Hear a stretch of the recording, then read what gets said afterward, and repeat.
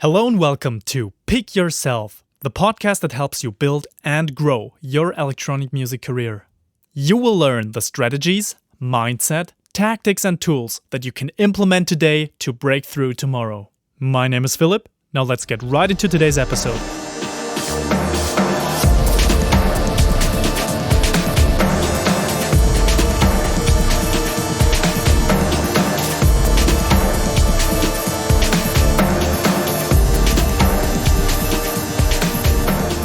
Hello again and welcome to another episode of the Pick Yourself podcast. As always, I'm super happy to have you here with me again as my esteemed listeners. And just to give you a picture of what I'm doing right now, I'm sitting in my studio and this is such an incredible dark and moody and cold late October afternoon on Sunday. And this got me thinking, I believe that Berlin is putting out so much deep and dark and moody and industrial techno music simply because winter is so gray here.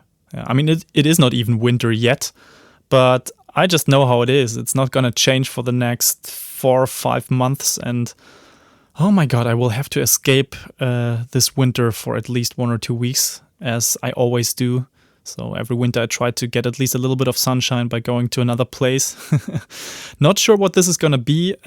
Hit me up with the locations where you are. So if you have something that I should check out, then let me know. I would be happy to hear from you. Maybe this is going to be my next destination then in the winter. Apart from that, at least there are great exhibitions going on in Berlin right now that you can enjoy. So there's one called No Photos on the Dance Floor, and it's in CO Berlin Gallery. And I highly recommend going there and checking this exhibition out if you come to Berlin in the next weeks or you're already living here. Because these photos that you can see there in this exhibition are such rare pieces of, electronic music club culture. You get to see old clubs like the original Tresor and also some of the current clubs that still exist and also some of the clubs that had to close recently. The great thing about these photos is that the people who took the pictures are, closely related to the club scene itself. So they did these photos in a very respectful way towards the clubbers, a respectful way towards the clubs themselves.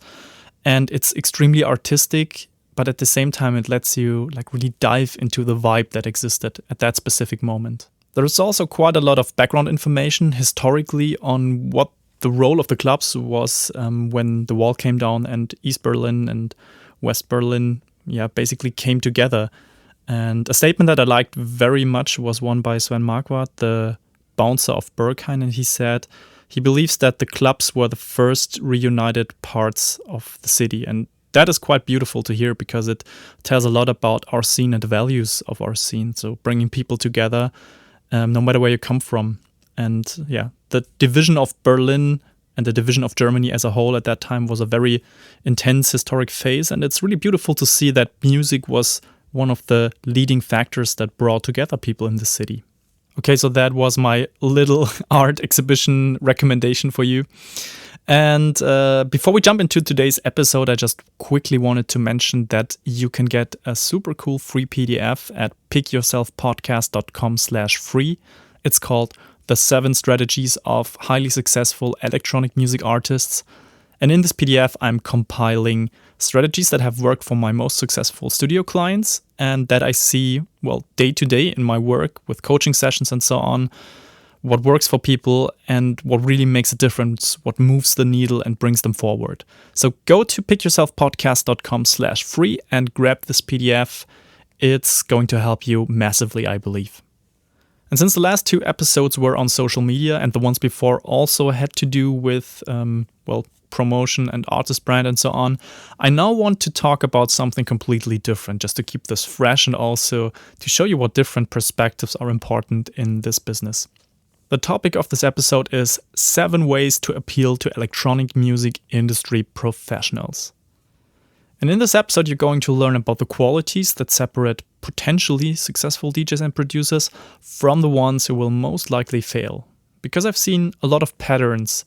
I've noticed them again and again over the last years, but of course there will always be exceptions. Nevertheless, I believe that these ways of appealing to electronic music industry professionals can really make or break a career.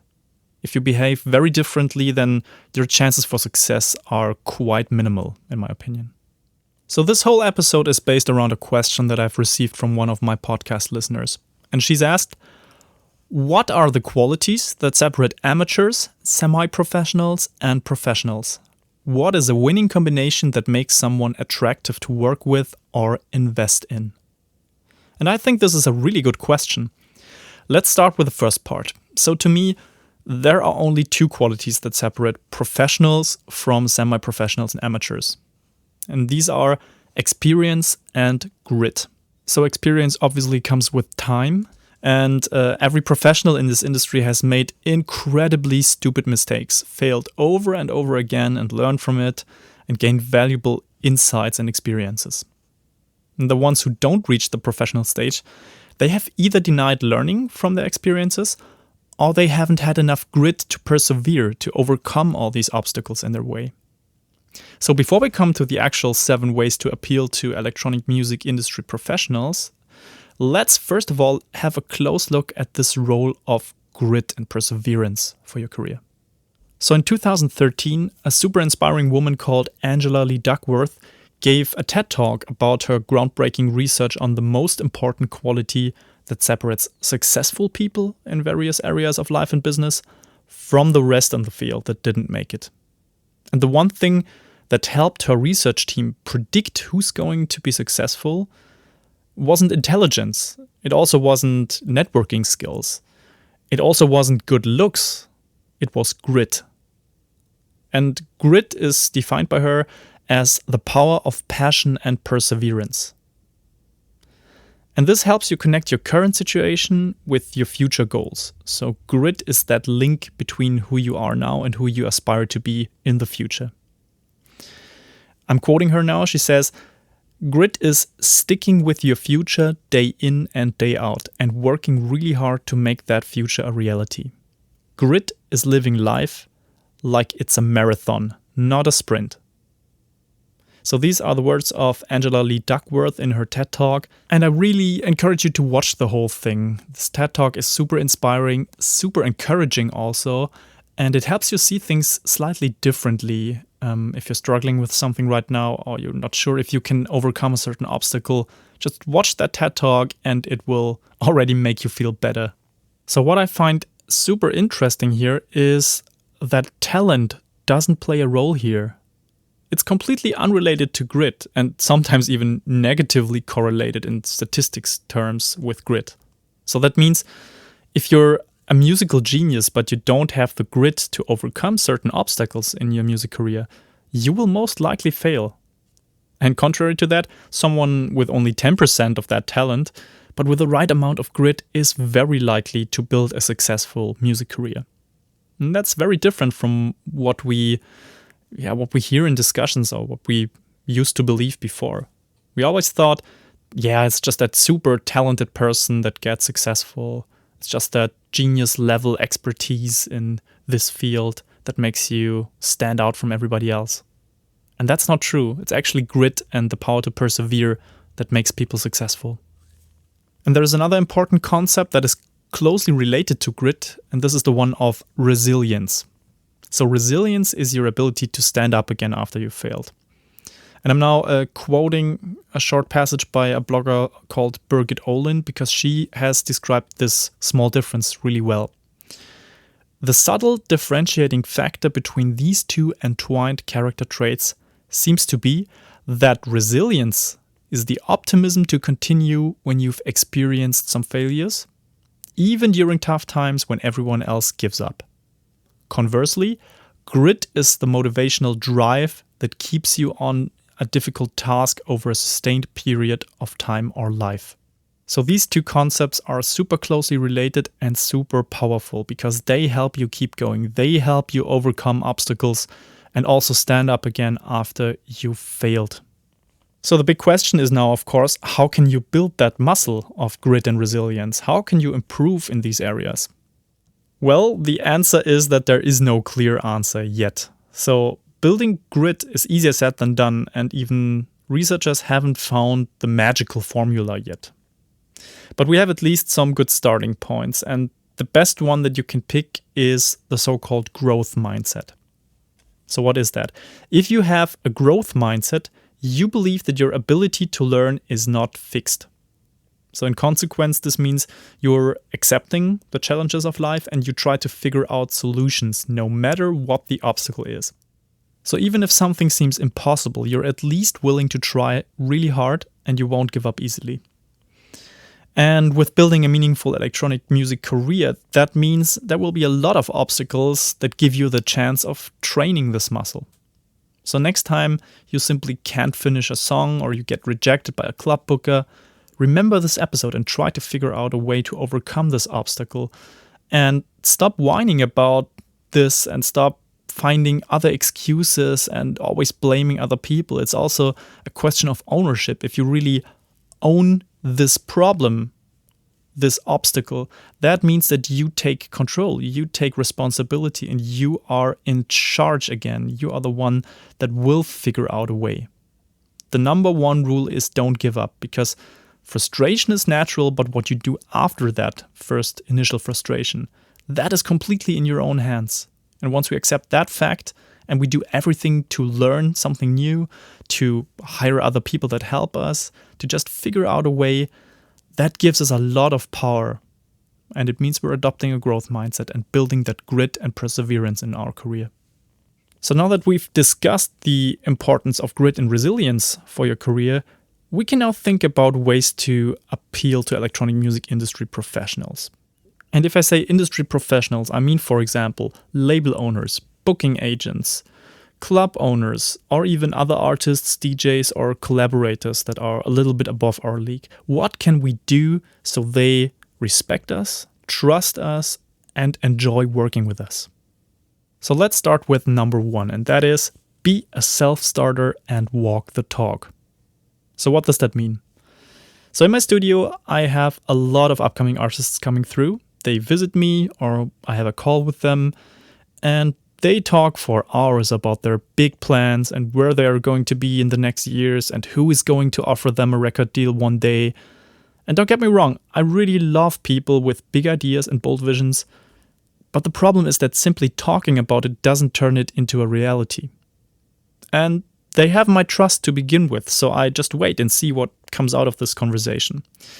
But if I now follow their path and I meet the same artist again a year later, and all I hear is excuses why he or she didn't put any of these plans into action, then I'm really turned off. And I'm not the only one, so I have the same thing going on with other industry professionals, booking agents, label owners, and so on. They all complain that it's super hard to find artists who actually walk the talk, meaning they implement things, they do things, they don't only talk big. So let me give you a quick example. Let's say you send out your tracks and nobody wants to sign you. So no label wants to sign your tracks, and there are obviously a couple of reasons why that is and what you can do about it. So the first reason could be you haven't produced something release-worthy yet. So in this case, you have to be honest with yourself and start working on refining your sound, including getting external help of people that are professionals, that have more experience than you, and let them help you refine your sound a little bit. Pay them for their honest feedback, pay somebody to help you refine your sound, and just get that external step to refine your tracks accordingly. And if getting external help is something that you don't want or that doesn't fit with your budget at the moment, you can still think about how to refine your sound and be more unique and stand out. There's also an episode about this on the podcast, how to be more unique as an artist. Just look that up and try to be honest with yourself and assess your current level of production. Is it really standing out? And what can you do to make it more unique, to make it more you in a way? The next reason why nobody wanted to sign your track is that you probably don't appeal to any labels as an artist personality or brand. And I can already hear you being shocked about this. If the music is great, why does nobody want to sign me? Because that brand thing cannot be that important. Let me tell you this, people see you as a whole and not as only individual parts. So if they like your music, but you somehow come across weird, Well, obviously they will not sign you because there will be other artists out there that tick both boxes. So artist personality and also the music both work together seamlessly. And with this point as well, you can go back to one of the past episodes in which I've talked about building an artist brand without feeling awkward. And you can take steps to improve this. You can also get external help to help you with this because it might be a bit difficult for you. But this can be something where you can take action instead of just complaining about this. Another reason why nobody wanted to sign your tracks is that you probably contacted the wrong type of label. Usually people contact too big or too famous labels. In this case, you just have to look for labels that are on your level or slightly above your level and think about what you can offer them and not the other way around. So nobody is waiting for your music out there. So there are enough talented people out there that do a great job at putting out fantastic music and contacting labels. So what can you offer them beyond your music that has to be fantastic and your artist brand that has to be on point? There is usually something else that you can offer.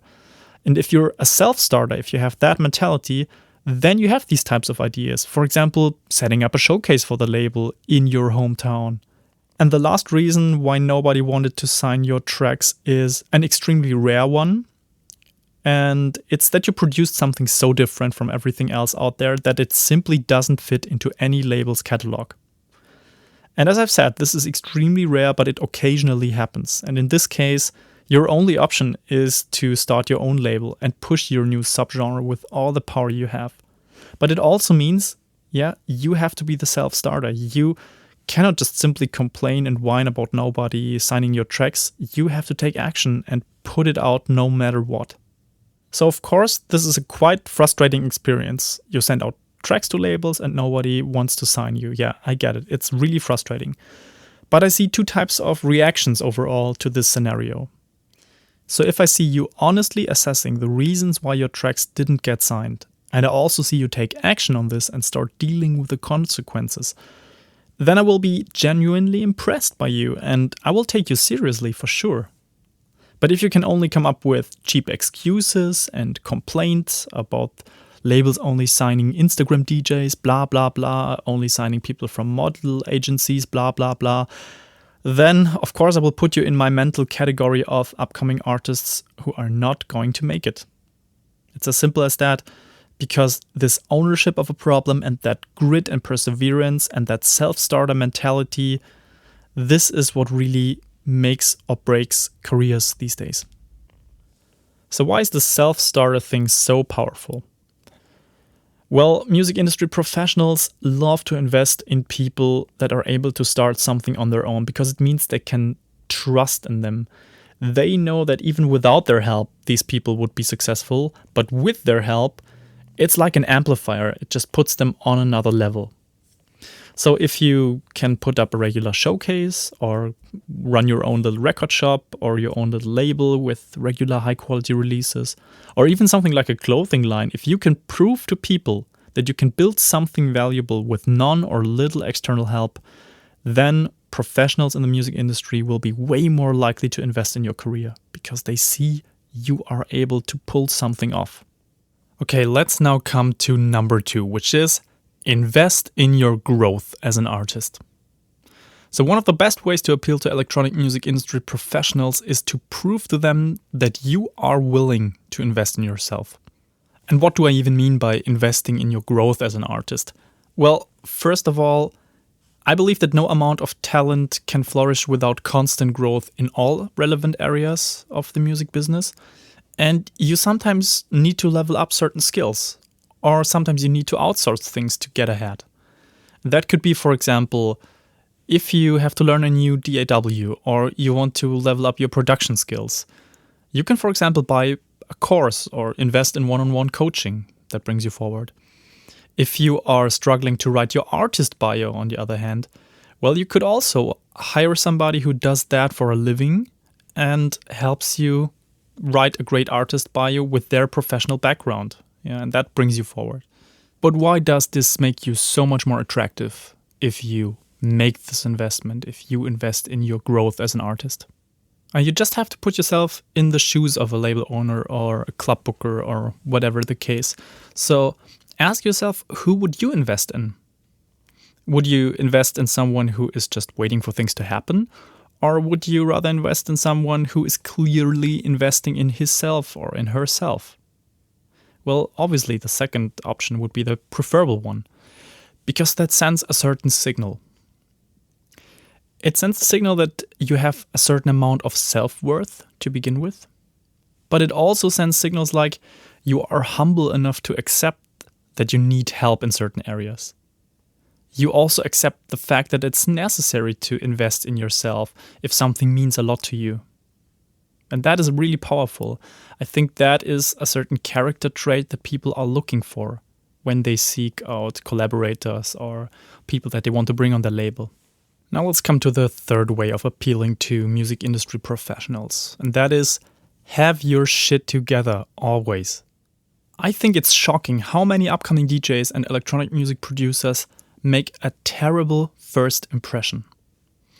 So industry professionals usually expect a certain way of working and a certain way of communicating, and that includes super simple things like being on time, delivering what you have promised to deliver, staying polite especially when tensions arise, not speaking badly about other people behind their backs, and most importantly, communicating openly and with integrity even if you fail to stand up to the expectation you've set.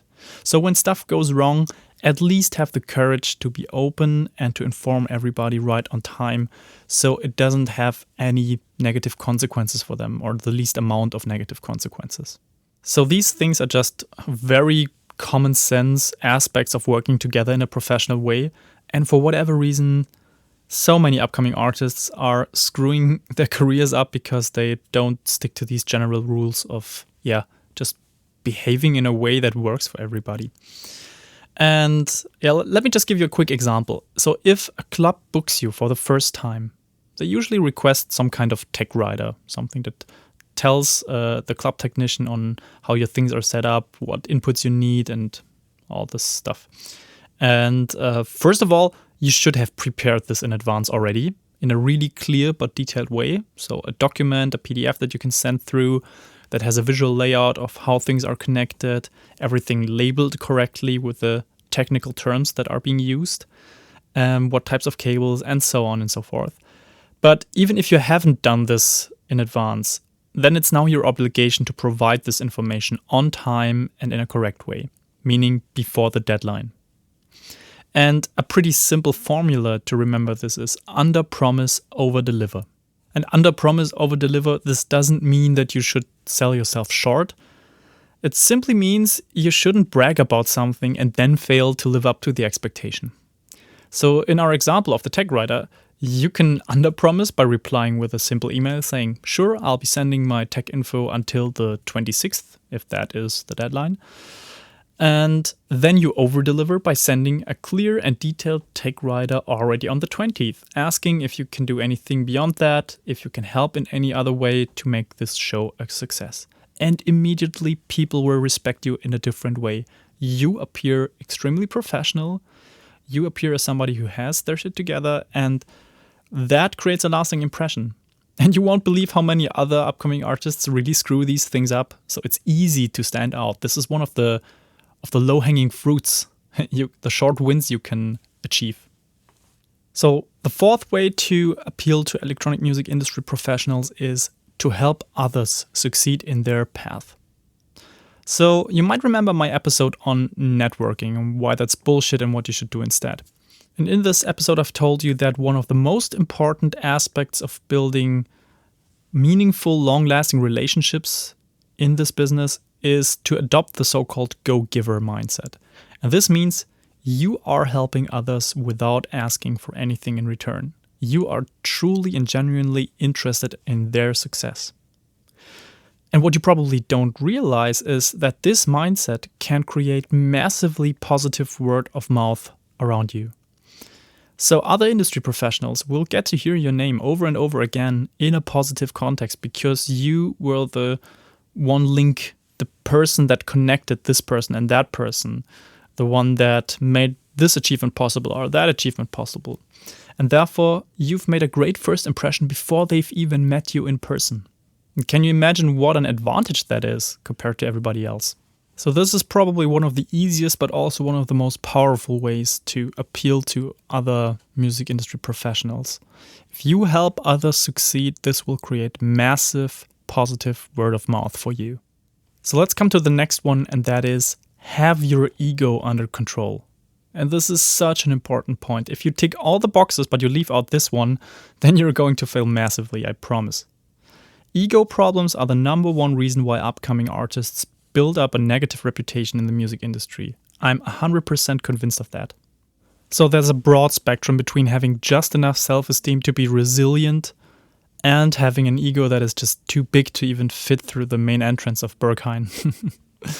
And I believe that the key to achieving a balanced ego lies in gaining self-awareness.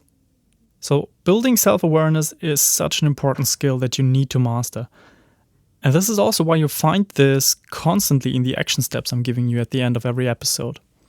Self-awareness helps you make more objective judgments and react to tricky situations with a clear head. So your ego-driven gut feeling reaction might have caused burning bridges, but a person with a higher level of self-awareness instead would have reacted calmly and wisely to the situation, which usually ends up in better consequences. So my favorite example to illustrate this is criticism. We all have to face criticism, and it's our duty to deal with it in a productive way. And let's just say Resident Advisor reviews your latest EP and criticizes you for having lost your edginess and your unique sound as an artist. You obviously have different options of how you want to react to this. So you could either complain about the author's bad taste, which is what most people would do, especially the ones with too big of an ego. Then there's the second option to feel absolutely miserable and get massive writer's block because you feel so much pressure, you feel like a fraud, you feel stressed by this, and you can't sleep at night simply because this review is popping up in your head all the time. And this is sadly happening to the artists that don't have enough self-esteem, the ones that don't have this resilience and grit, and this really can create massive problems. And the third option to react to this is to stay calm and ask yourself clever questions that help you make the most out of the situation. And this would be the reaction of people who don't have ego issues. So they don't lack self-esteem on the one hand, but they also don't have too big of an ego on the other hand. So you could, for example, critically listen to your previous record and your new one, and then compare and try to find out what the author is actually referring to. Have you maybe stumbled into the copycat trap? So have you taken too much of an influence by other people? Another productive way of dealing with the situation would be to read some of the other reviews that this author has written.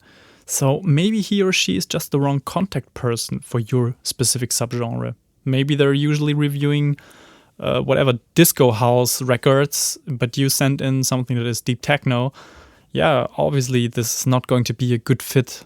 Yeah. Then ask yourself, what expectations have you set for your EP in advance, in your promo text, in your visuals, and so on? Could this maybe be somehow misaligned or sending mixed messages? So these types of questions help you evaluate on how to deal with this criticism and how to categorize it. And yes, of course, there's also the option that the author just has had a bad day, or that he or she simply doesn't like you personally. But also that means that you should decide that his or her opinion shouldn't matter to you. And that should be a conscious decision after doing some research before jumping to that quick conclusion. You should figure out if and why this is the case. Have you done something stupid in the past that has caused this bridge to burn, for example? So I know that this whole ego thing is not so easy, and it takes a lot of patience with yourself to develop the self-awareness, but I think it's super important to master that aspect of your life. And even there you can get coaches that help you with this type of stuff. The big problem here is that people with too big of an ego usually have a big blind spot in this area because they think of themselves as being so perfect that they just don't realize that they have an issue here. So let's now come to number 6, which is know when to say no. So saying yes is easy, and saying no to me is an art form. This is so difficult, and I've been guilty of this myself over and over again. So appealing to electronic music industry professionals sometimes involves saying no to opportunities that aren't truly aligned with your future goals. So if you are among the very few people who can politely say no at the right time, you are really likely to succeed in the music business, because this is such a rare thing. So let's illustrate this with an example. Let's say you get a remix request by a label that you truly respect and that you would love to release for. So the problem is now that the original mix that they're sending you by the artist, it simply doesn't resonate with you emotionally. And the default answer of 99% of upcoming artists would be a clear yes, because they don't want to miss out on this opportunity. So if you say yes, what will happen is the beginning of a series of very problematic events. First of all, the remix will most likely not meet the expectations of the label because you simply don't feel it. And this will cause a weird tension between the label people and you.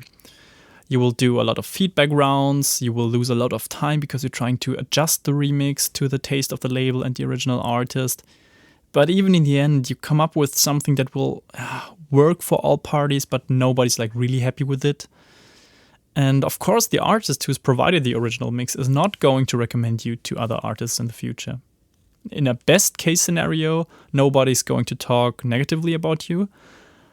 But honestly, negative word of mouth is so likely in this situation, so you cannot really escape it. Your reputation will suffer from this experience.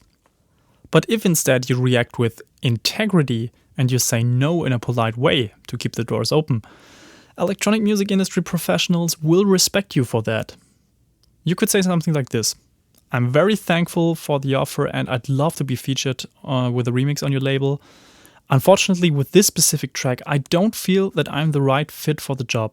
Don't get me wrong, the original mix is fantastic, but I believe somebody like artist XYZ that you can recommend would be a better match creatively.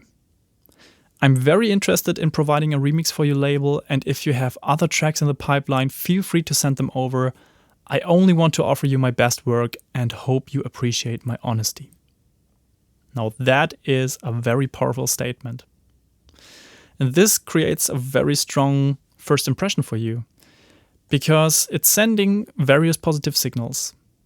You are among the few people who can say no in the right moment. You are thinking in the label's best interest and in the artist's best interest. You are helping others succeed by recommending them to the label for this job. And your answer is polite and your ego seems controlled. And most of all, it shows that you have integrity and people can trust you. So now let's come to the last recommendation that I have for today. Number 7 is make your music career your number one priority. And of course, health and personal relationships come first. But professionally, other electronic music industry pros want to feel that you're at eye level with them. You want them to categorize you as someone who is clearly heading down that professional path.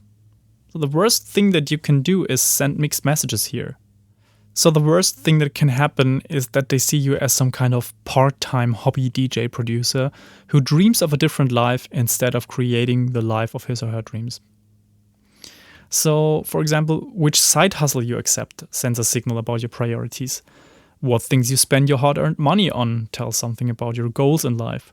Which types of relationships you build in the industry and how much you help others is sending a clear message. So make sure you walk the talk and do what it takes to build a meaningful electronic music career and let people know that you're serious about this. Everybody should know that this is your number one priority. And words are not enough, only actions count. And this now brings us to the last part of this episode, which is the action steps.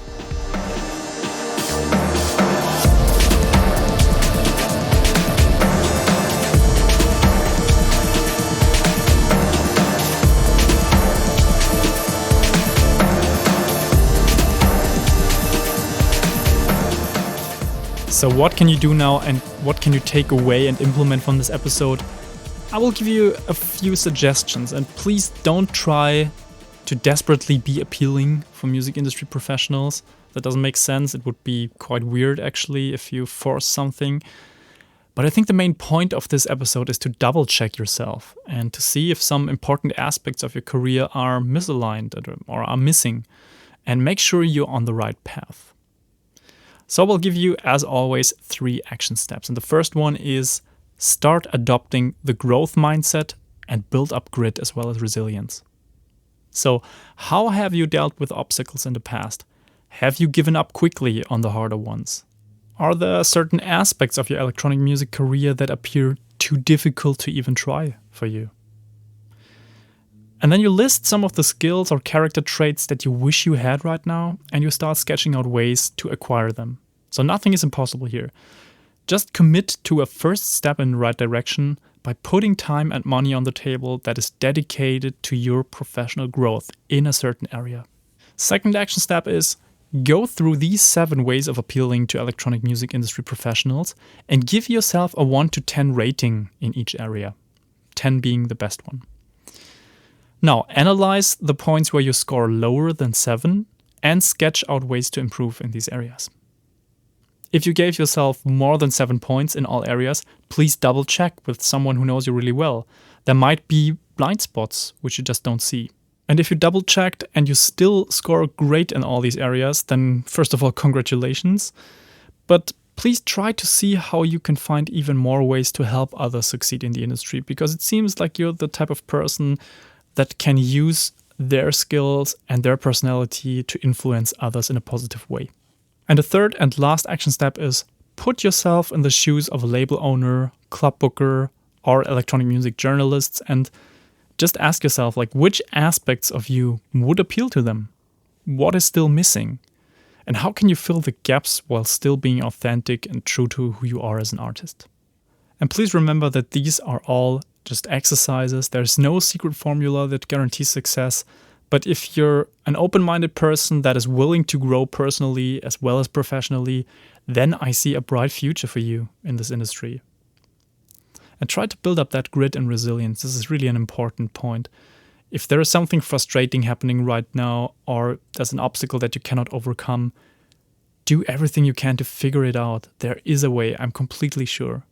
So that's it for this episode, and I would love to hear from you. How did you score in these different areas, and where do you want to improve? Let me know either in the comments on pickyourselfpodcast.com or on social media. Just look for Kopilko Productions. And of course, you can also drop me an email, philip@kopilko-productions.com. And if you haven't done this already, go download the 7 strategies of highly successful electronic music artists. That's a free PDF that you can get at pickyourselfpodcast.com/free. Until next time, see you on Tuesday. Bye-bye.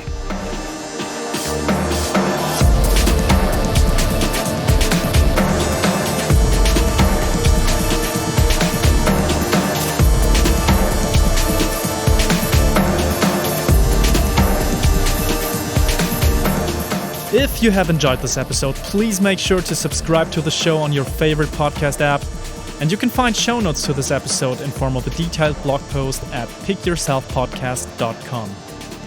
Until then, see you next time.